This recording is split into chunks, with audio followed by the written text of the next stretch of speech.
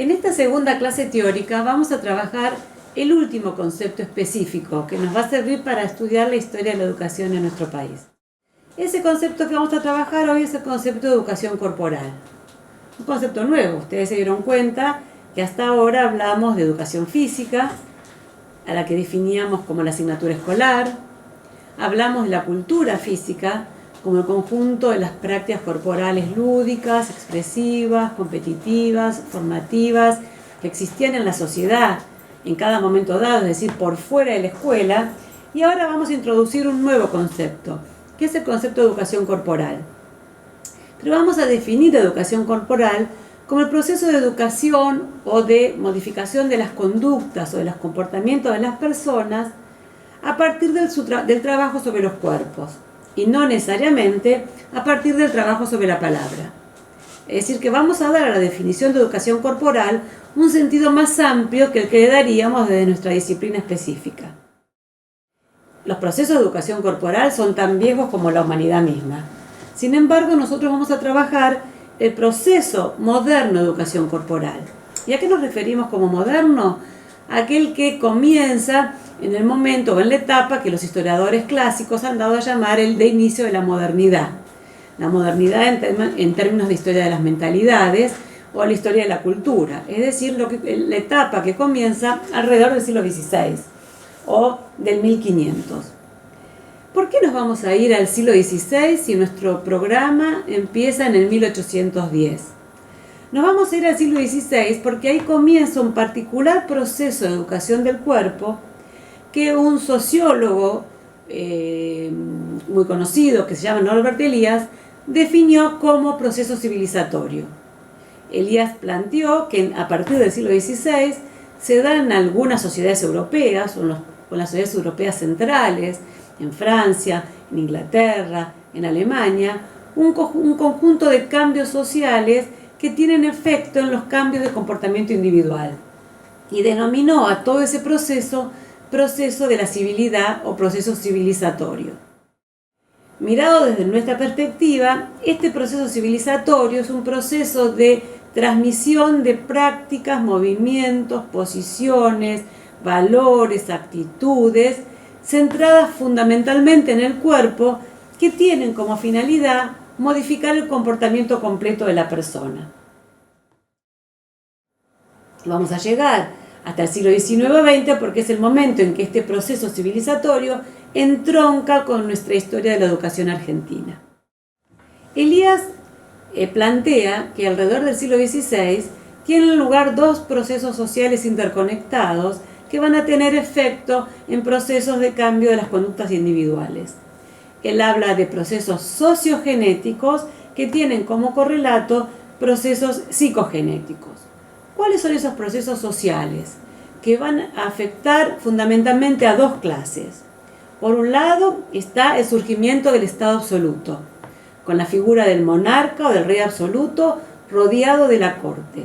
Imagínense esas escenas de los señores y las señoras con pelucones blancos, sentados en una mesa larga, con estos vestidos escotados las mujeres y con los hombres con calzas blancas. Bueno, a esa época nos referimos.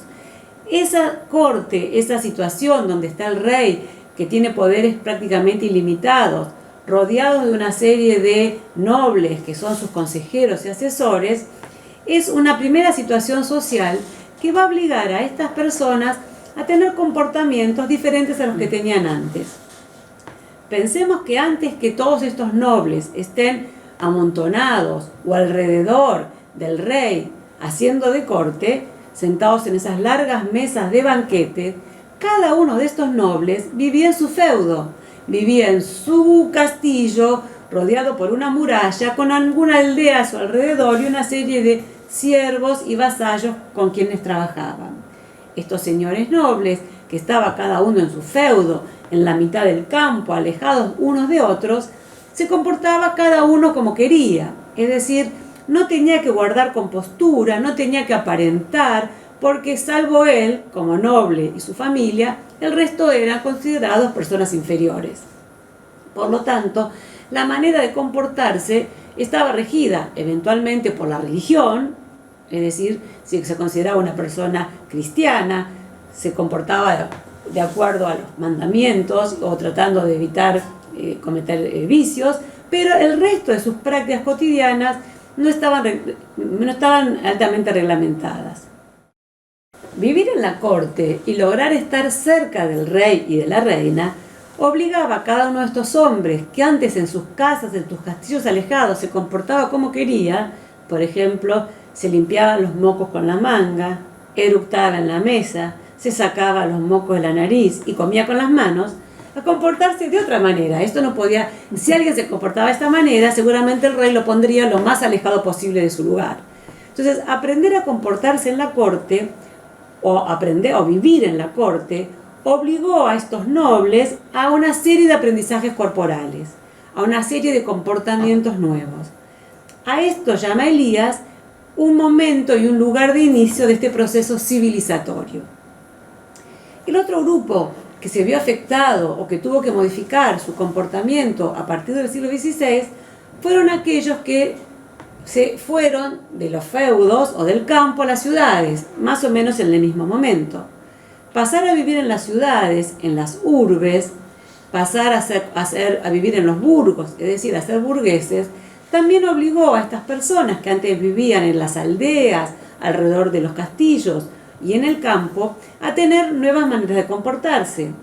Vivir en una aldea pequeña o vivir en el campo no exigía el mismo comportamiento, ni la misma manera de vestirse, ni la misma manera de hablar, que vivir en una ciudad, donde hay más cuerpos en menos espacios. Entonces, Elías nos dice que estos dos cambios sociales, estos dos cambios que se dieron en las formas y en las maneras que estas personas tuvieron que, o empezaron a habitar, cambios en las maneras, cambios en los lugares en que estas personas empezaron a habitar, la corte para la nobleza y las ciudades para la burguesía, tuvo como efecto, como correlato, que estos dos grupos sociales tuvieran que aprender nuevas maneras de comportarse. Siguiendo con el ejemplo del noble que se sacaba los mocos en su castillo, ahora había que controlar todo este componente más natural y más animal que todos tenemos, porque somos mamíferos, que todos los seres humanos tenemos, y regular estos comportamientos por las pautas y las normas de la cultura. Tanto los nobles en la corte como los burgueses en las ciudades tuvieron que aprender a controlar el componente natural de su ser por parte de las reglas que les imponían el nuevo espacio de la vida social. Elías nombra, entonces, define al cambio social como un cambio sociogenético, y al cambio individual, al cambio que cada una de estas personas tuvo que asumir como parte de un nuevo comportamiento, proceso psicogenético. Y Elías, que era un lector de Freud, el padre del psicoanálisis, localiza en el siglo XVI en Europa el surgimiento o la aparición del superyo en la estructura psíquica del hombre europeo. El superyo, aquel componente del aparato psíquico que nos marca el deber ser, lo que está permitido, ¿no? Y nos ayuda a omitir o a dejar para la vida privada lo que está prohibido. Nosotros vamos a ver este proceso de educación corporal tratando de identificar entre el siglo XVI y el siglo XIX algunas cosas. Por ejemplo, lo primero que vamos a querer ver es quiénes eran los destinatarios de esta educación corporal. ¿Quiénes se educaban corporalmente en el siglo XVI con estas pautas o para estos fines que yo les estuve comentando? Y después vamos a tratar de ver qué pasaba con estas prácticas en el siglo XIX y en el siglo XX. También vamos a tratar de ver en esta historia de la educación corporal qué contenidos o qué tipo de prácticas o cómo era la educación de los cuerpos en el siglo XVI y qué cambios hubieron a lo largo del tiempo para el siglo XIX o XX. En relación a los destinatarios, a quiénes eran para quienes estaba pensada esta educación corporal, retomamos lo que dije recién. En el siglo XVI, los dos grupos que se educaban corporalmente, los dos grupos que eran sujeto y objeto de la civilidad o del proceso civilizatorio, eran la nobleza y la burguesía. ¿Qué otros grupos había? Los siervos, los campesinos, los artesanos. Estos grupos sociales no tenían necesidad de modificar las formas que se comportaban, porque su vida social, lo que necesitaban para ser aceptados, no había cambiado grandemente respecto del momento anterior o del siglo anterior. Entonces, en el siglo XVI, la educación corporal, el proceso civilizatorio, estaba destinado o era una práctica de una clase social. Y por lo tanto, la educación corporal, la civilidad, era una práctica diferenciadora, aconsejada para el caballero de la corte o para el burgués de la ciudad. ¿Y qué quiere decir que era diferenciadora? Que comportarse de esta manera particular, y ahora vamos a ver de qué se trata, pero comportarse como un caballero o como un burgués significaba para estas personas tener corporalmente signos de estatus, signos de diferenciación. ¿Qué significaba comportarse como un caballero o comportarse como un burgués? Significaba, por ejemplo, caminar recto, tener la mirada alta, mirar por arriba al resto de la gente, tener los hombros relajados, porque supuestamente la gente con poder se maneja relajadamente, no teme, tiene poder y ejerce el poder sobre los otros. También suponía en el espacio público aguantarse estas necesidades más naturales. Por lo tanto, parte del proceso civilizatorio era en público ni eructar, ni defecar, ni sacarse los mocos, ni estornudar.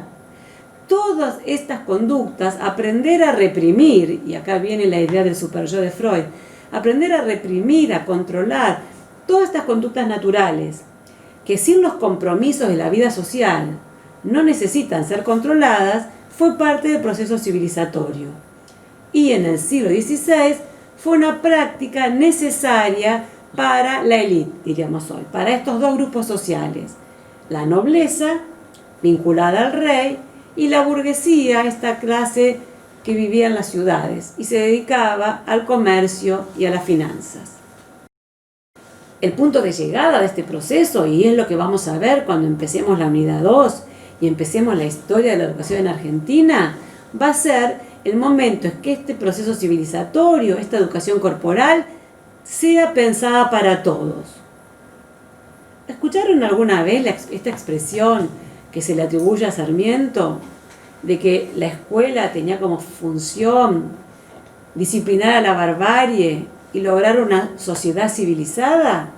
Bueno, esta expresión de Sarmiento actualiza para el siglo XIX estas mismas ideas de la educación corporal o de la civilidad. Ser una persona civilizada es ser una persona con comportamientos moralmente buenos, con comportamientos alejados de la animalidad, con control de sí mismo, con respeto de las leyes, comportamientos que supuestamente quienes no habían pasado por un proceso particular educativo no tenían. Entonces, el punto de llegada de este proceso civilizatorio va a ser la escuela pública, va a ser la educación corporal como una práctica homogeneizadora, pero el punto de partida fue una práctica de estatus. El otro proceso que vamos a querer ver desde el siglo XVI hasta el siglo XIX-XX fueron los contenidos que formaron parte del proceso civilizatorio.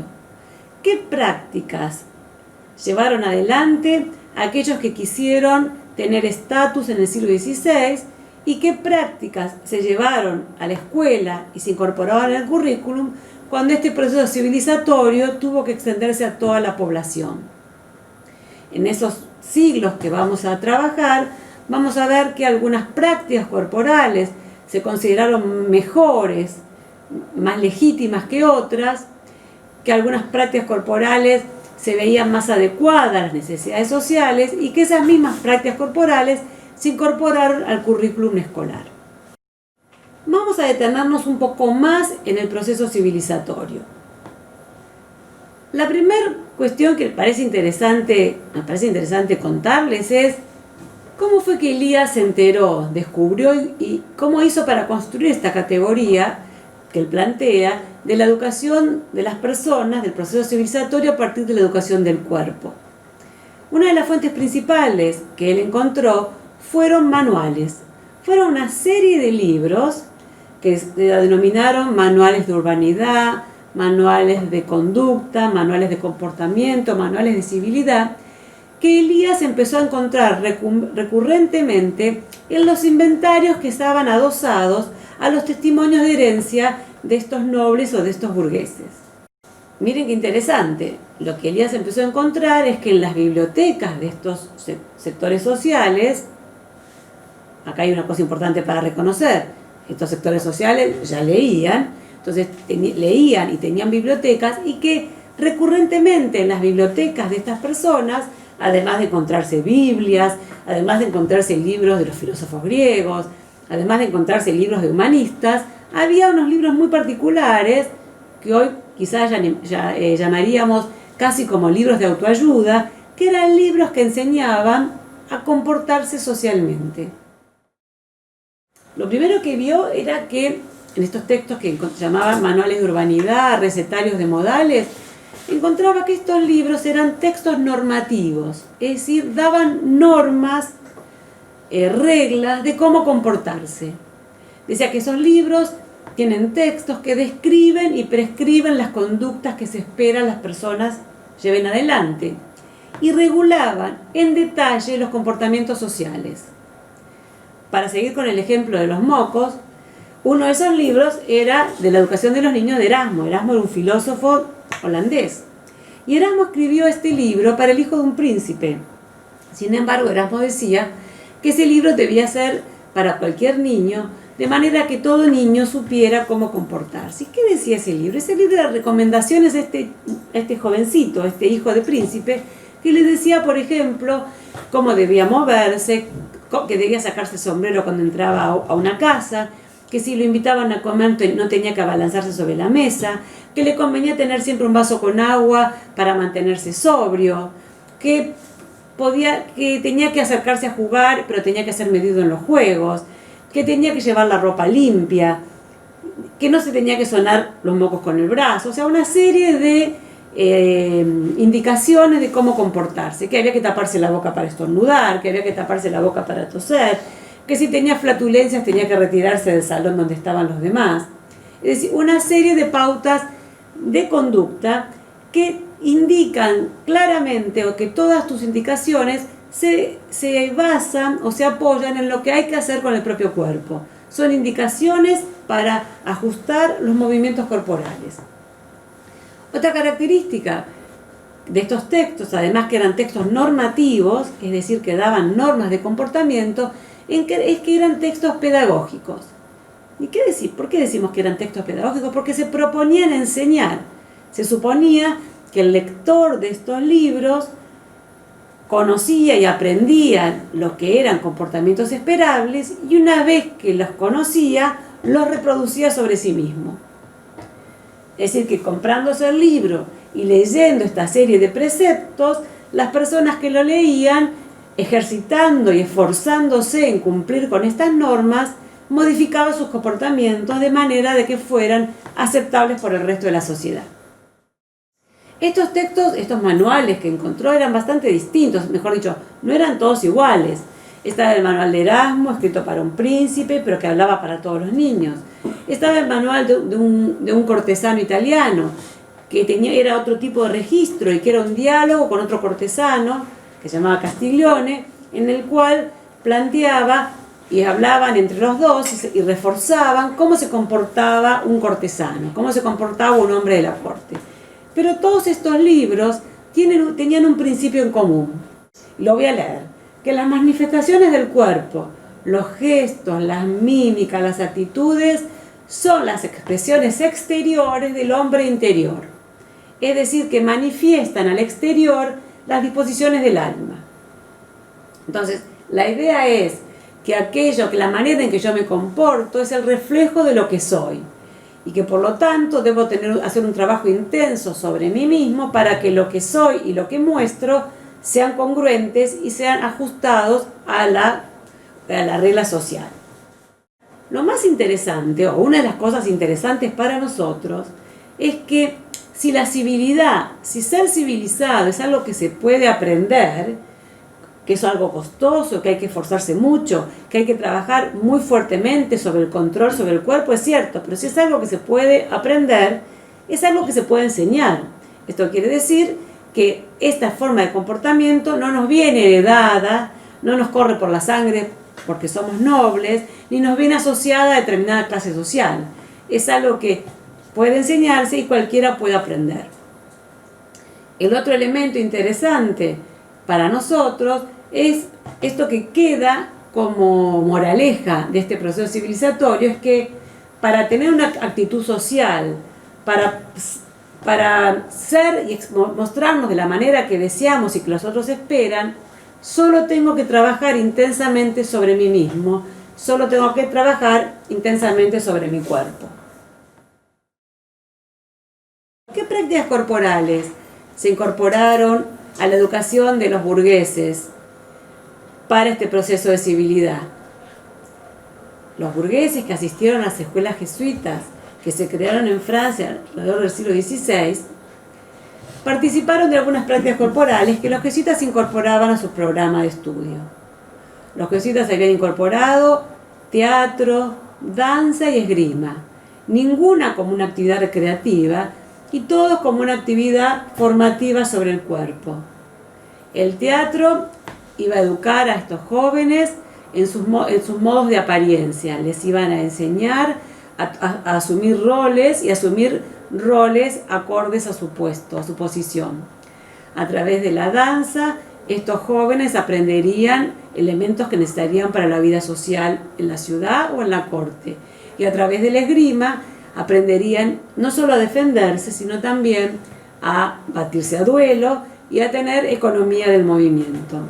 Estos tipos de efecto, asumir roles desde lo corporal, desempeñar papeles sociales a través del baile, tener equilibrio y defenderse a través de la esgrima, eran parte de la educación de estas personas, de este grupo social. Y era una educación que no provenía ni de la palabra, ni de la lectura específicamente de libros, sino de un conjunto de momentos y de espacios de ejercitación física. ¿Cómo fue cambiando la educación del cuerpo entre el siglo XVI y el siglo XVIII? Podemos decir que la educación del cuerpo fue una combinación, fue el resultado de una combinación entre los conocimientos que se tenían sobre el cuerpo y las necesidades de ampliación de los destinatarios en la distribución de este saber. Las prácticas de educación del cuerpo pudieron hacerse más precisas y más eficaces a medida que se fue conociendo más cómo estaban compuestos los cuerpos humanos. Y esto no fue algo que simple de conocer, por ejemplo, en la Edad Media. Pensemos que cuando estaba fuertemente el monopolio de la Iglesia respecto del conocimiento y respecto de la vida social, era considerado una herejía hacer disección de un cadáver para ver dónde se insertaban los músculos. Si los hombres y las mujeres del polvo venimos, el polvo volvíamos, los cuerpos, una vez que hubiéramos perdido el soplo de vida, lo único que quedaba era ser enterrados. Sin embargo, algunos sujetos comenzaron a experimentar haciendo disección de cadáveres.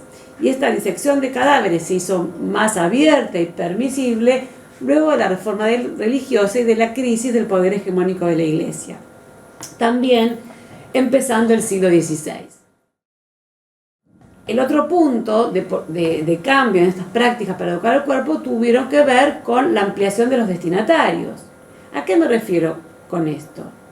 Pensemos en lo que dije recién, en los jóvenes burgueses que iban a las escuelas jesuitas y aprendían esgrima. Imaginemos que son grupos reducidos, imaginemos que hay un sable para cada uno, una espada. Imaginemos que el control de esos movimientos es muy alto para que haya educación y no haya riesgo. Ahora pensemos esta misma imagen, pensemos en el siglo XIX, cuando se piensa en que la civilidad, cuando se piensa de la mano de Sarmiento, que hay que civilizar a todos los niños y que la gimnasia, la educación física, es una herramienta de civilización. ¿Ustedes se imaginan a la esgrima como una práctica corporal que sirva para educar el cuerpo en la escuela masiva? ¿Se imaginan un salón, una sala, una clase de educación física con 40 niños? ¿Se imaginan tener 40 espadas? ni la cantidad de recursos es posible y además el grado de peligro es geométricamente creciente. Por lo tanto, cuando decimos que las prácticas para educar el cuerpo cambiaron a medida que se tuvieron que ampliar los destinatarios, tiene que ver que las prácticas se empezaron a pensar como prácticas posibles para ejercitar masivamente, como prácticas posibles para ejercitar con pocos recursos, como prácticas posibles para hacer en todas y cada una de las escuelas primarias del país. Entonces, ahora vamos a ver este proceso. ¿Cuáles fueron las etapas en el avance, en el conocimiento sobre el funcionamiento del cuerpo? ¿Y cuáles fueron las prácticas corporales que correspondieron a cada momento? Acá estamos siguiendo a un autor que ustedes no tienen para leer, pero que se llama Vigarello, que él marca 4 momentos, 4 etapas en el conocimiento del cuerpo. Él dice que antes del siglo XVII se tenía esta imagen más hipocrática del cuerpo y se lo entendía como un conjunto de humores líquidos. ¿Qué quiero decir con eso? El cuerpo era una bolsa de líquido de distinta densidad. Es más claro si lo pensamos en relación a la niñez o a la infancia. Con esta idea del cuerpo como un conjunto de humores líquidos, es que se piensa que para evitar la deformidad, a los bebés hay que fajarlos, hay que mantenerlos rectos, atados con una faja, para que a medida que se va logrando mayor densidad en esta bolsa de líquido, el cuerpo no pierda su rectitud. Entonces, en el primer momento, cuando el cuerpo se lo entiende como un conjunto de humores líquidos, las prácticas pedagógicas sobre el cuerpo, las prácticas correctoras, va a decir Vigarello, porque Vigarello remarca que todo este proceso de educación corporal tiene como finalidad tener el cuerpo recto, porque tener el cuerpo recto significa tener una moral recta. Entonces, todo este proceso corrector va a tener una serie de etapas y va a decir Vigarello que la primera etapa del proceso corrector es el de moldeamiento por la mano o el de el fajado o el del uso del corsé. El corsé para mantener el cuerpo recto y evitar deformidades, entre otras cosas, porque se entendía que las deformidades eran o castigos divinos o se pagaba por pecados que había realizado los padres. El segundo momento en el proceso corrector, en el proceso de educación del cuerpo, tiene que ver cuando el cuerpo es objeto de la disección, es decir, del estudio y la separación de los huesos, de los músculos, de la identificación de los nervios, y se descubre que el cuerpo es un conjunto de palancas, de huesos, músculos, movidos por nervios. Y la ciencia que explica el funcionamiento del cuerpo es la física. Vigarello lo ubica alrededor del siglo XVII. Cuando se reconoce y se descubre que el cuerpo humano es un conjunto de palancas regidos por las leyes de la física, los ejercicios para poner el cuerpo recto son ejercicios estáticos. Son ejercicios, diríamos hoy, isométricos, que ponen el acento en el equilibrio y en el balance de la columna, en el equilibrio de la columna, y en el balance de la columna y en el equilibrio de las fuerzas musculares de uno y otro lado del cuerpo. Por lo tanto, el ejercicio corrector es un ejercicio de posición y de sostenimiento de las posiciones. Un tercer momento es cuando el cuerpo es comprendido como un organismo, como un conjunto de órganos que consumen y producen energía, como una máquina a vapor, como una máquina de combustión. Y ahí el funcionamiento es explicado por la fisiología y por la química, alrededor del siglo XVIII. Cuando se descubre entonces que el cuerpo humano no es solamente un conjunto de palancas regidos por las leyes de la biomecánica y la física, sino que además es un conjunto de órganos que consumen y producen energía, a los ejercicios estáticos se le agregan ejercicios dinámicos que involucran al organismo completo y que son más sofisticados. Ahí hablaríamos de ejercicios isotónicos. Finalmente, el último estadio en estas etapas de conocimiento sobre el cuerpo es cuando se entiende al cuerpo, además como un conjunto de palancas y además como una máquina a vapor, como una máquina que procesa información y que el núcleo y el eje de esa máquina es el cerebro. Y por lo tanto, el cerebro es el órgano que percibe, organiza la información y ordena la ejecución. En ese momento es cuando se entiende al cuerpo como una máquina cibernética y las disciplinas, la forma de ejercitarlo incorpora o se basa en la psicomotricidad y en la psicocinética. Y esto ya en el siglo XX, o en la segunda mitad del siglo XX, que podríamos decir, o vamos a ver, hacia el final de la historia de la educación física que veremos en la materia.